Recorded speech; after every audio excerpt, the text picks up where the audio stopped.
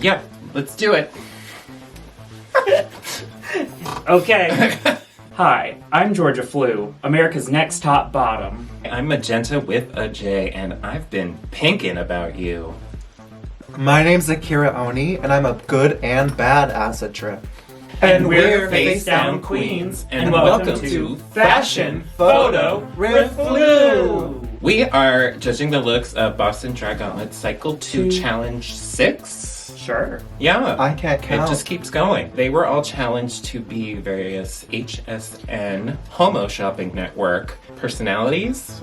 Salespeople. We are so excited to have Akira Oni with us. She was our fellow competitor in Cycle 1, and she was also a finalist at All-Star Mondays this year. Oh my god, was I? First up, we have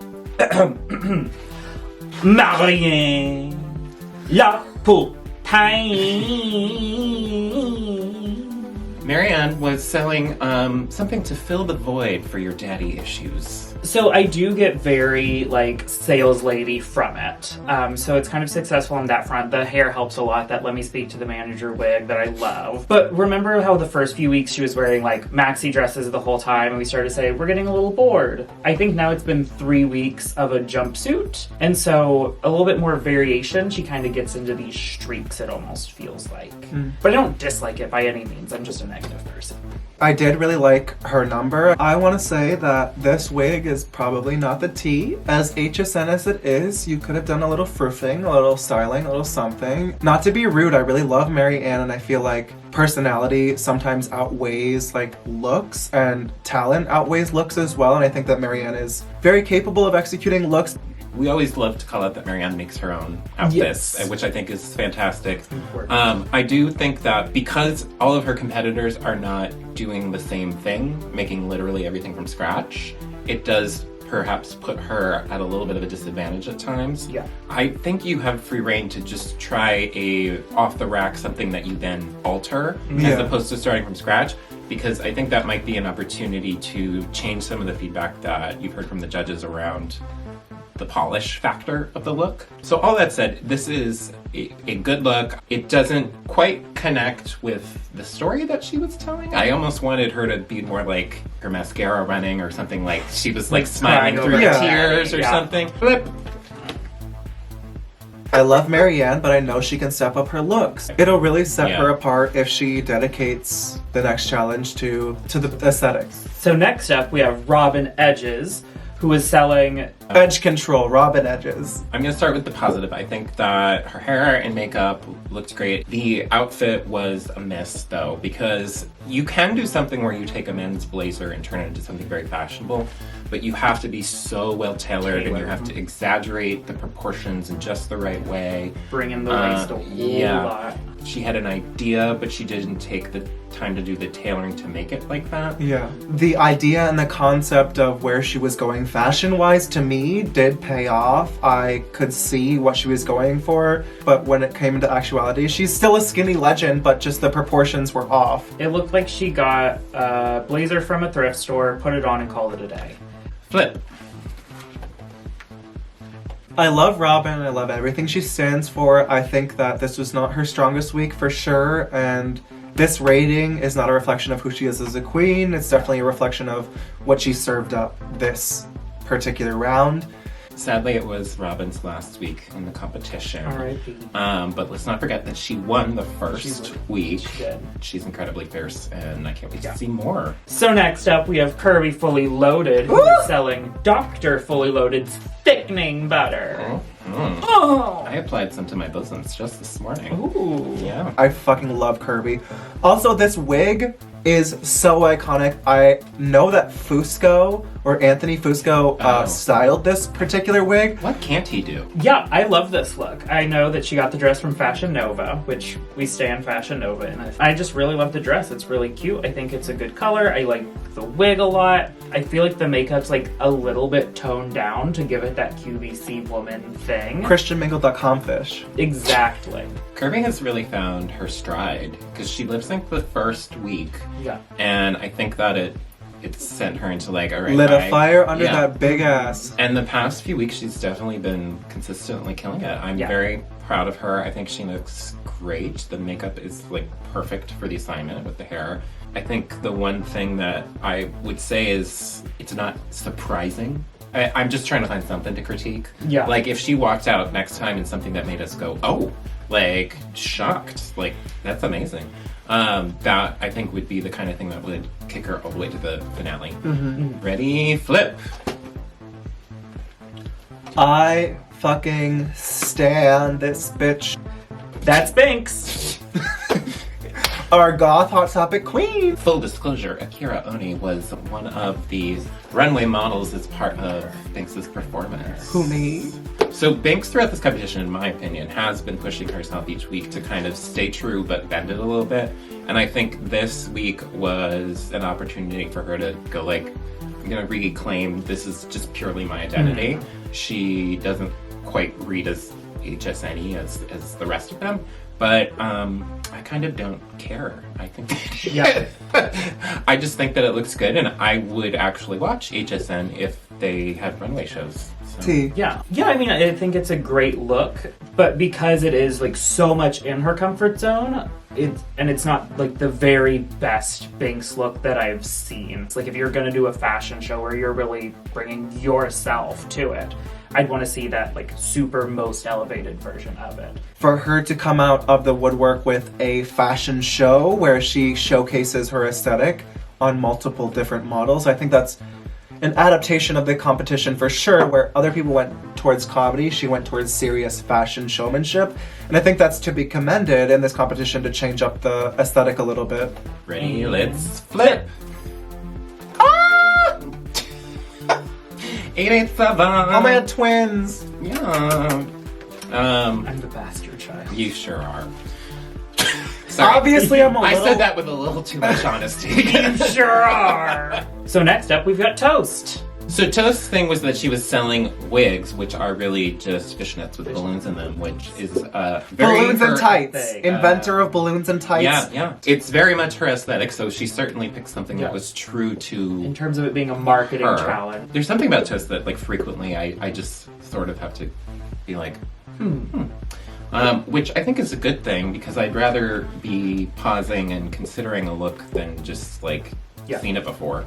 The tea is, to me, is that her aesthetic is completely different from a lot of the other queens that are in this competition, and it gives us a second to pause and absorb her artistry for what it is. And I think that this outfit this week has been probably the best execution, in my opinion, besides her lion look. I like the balloon earrings. Yeah, those are a cute touch. You know what she should have done? She doesn't have anything on her hands. She could have turned a balloon into a glove. Like, Ooh, cut that's out a the fucking fingers. good idea. I also like this look quite a bit. She's worn pants a few times before that I haven't House of necessarily Pants. been wowed by, but They're not pajama pants. They're not pajama. They're not Yeah. elastic band sweatpants. Flip. Yatta! Because she is the returning queen, I do personally expect a little bit more from my friend, because I know that her artistic talent has more opportunity in this next challenge as a sea creature. So Oh, yeah. Toast, welcome back. Glad you're here. Keep it up. hope you stay. Yeah. Up next, we've got Plain Jane, who is selling PJ's Poon Pills or Yeah. something. From the perspective of the fashion, I want to say that this is not QVC at all. And it doesn't look like a salesperson, it looks like Plain Jane. I like the look quite a bit. I guess it's not the most QVC woman thing, Here's the thing, is I like the look as a whole. I just think but that... it doesn't meet the challenge as much as it Yeah. I'm surprised you guys think it wasn't like QVC, HSN. Like, to me, it looks like an outfit that a middle-aged woman selling pills online might wear. Like, Yeah, I think it's not that just, Plain Jane looks middle-aged, but like the outfit would fit in that. I can see where you guys are coming from a little bit. It's not as exciting as her other looks. I do think that she looks very good, though. The wig reveal was a little... She had a mullet underneath her wig. We could all see it like it wasn't the tea. Wig reveals are hard. Literally every single time I've tried to do one, I've failed completely. They're very difficult. They Transition to headpieces and you'll never have to worry about wigs again. I think we have an HSN saleswoman. Oh my god, buy my headpieces. Flip. Oh my goodness. Akira. Wide range. I'm sorry. Personally, I know that Jane can do better because I've seen her do better before, and if she's allegedly a top competitor in this competition, I'm gonna expect more. This is probably one of the weakest performances I've seen thus far from you, and I think that you can do better. Wow. Well, Oh, wow. How was the chicken? I thought the chicken was lovely. Next up, we have Veronica Vandersnat. Fan favorite. That was like such an iconic performance. She sold Boston eyes, which were like these pair of glasses that made you see people in a kind of cold, unapologetic, like, I know you, but I don't know you way, because we all see each other on Grindr, but we never actually talk to each other. Even before the performance started, I thought that she was going to do well because this is a great look. Like, she looks very QVC, HSN. I love that the wig matches the skirt. I love the ruffles on the shoulders. The outfit overall just to me was like really well conceived and executed. Very Paula Deen meets Oprah. I don't have that much to add. It's a really good look. What advice would we give Veronica if she wants to make it to the finale? I definitely want to see these queens that have their standard faces change it up a little, because I want to see a lot of queens change up their makeup and be a little more crazy, because this queen I haven't seen be crazy. Well, I think next week, with the fact that she has to be some sort of sea creature, this is the challenge to show us that you can be like our favorite little sea urchin right here and Hi. Get out of the box. do something super bizarre. This specific challenge coming up is going to be a make or break for a lot of the queens to see who is going to be the final, just to see who can aesthetically get out of their comfort zone and still be artistically representative and sickening. Yeah. I would be disappointed if Veronica comes to the next challenge with this mug. Ready to flip? Flip. Oh! Oh, I am so nice. I gave you a 10.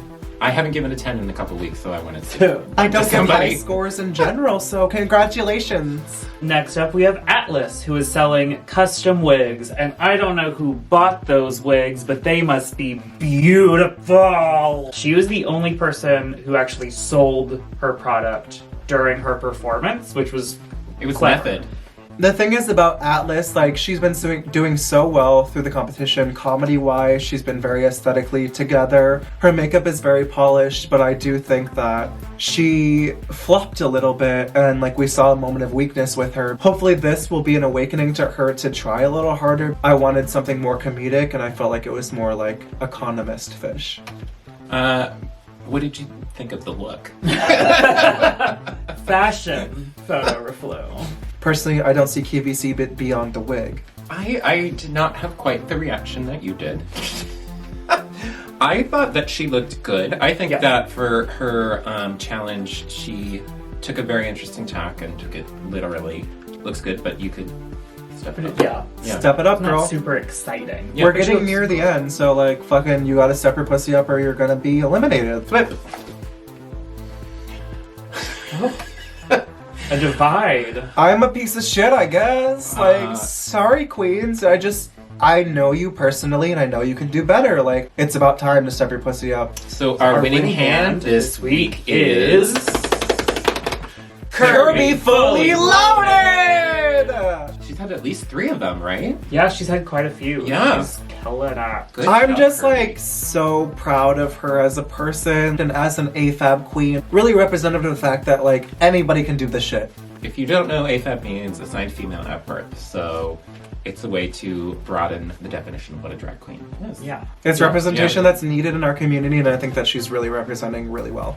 Be sure to come to the Drag Gauntlet next week for the roast of Amanda Playwith, your Who? least favorite host. I don't even know who that is. They also have to make a sea creature inspired look. Georgia, what should our viewers do? They should like, comment, share, and subscribe. So, Akira, did you have a good time? I had a great time. We love wine. We love reading the Queens to Fill. Fuck everybody that is going to judge me for reading them harshly, but like, they can do better, girl. Yeah, I think everything came from a place of love. Constructive. I've never felt that. Yeah, Never heard of that. I'm lying. I think it was pure hatred Yeah. and evil. Only hate, girl. All right, on that note, bye!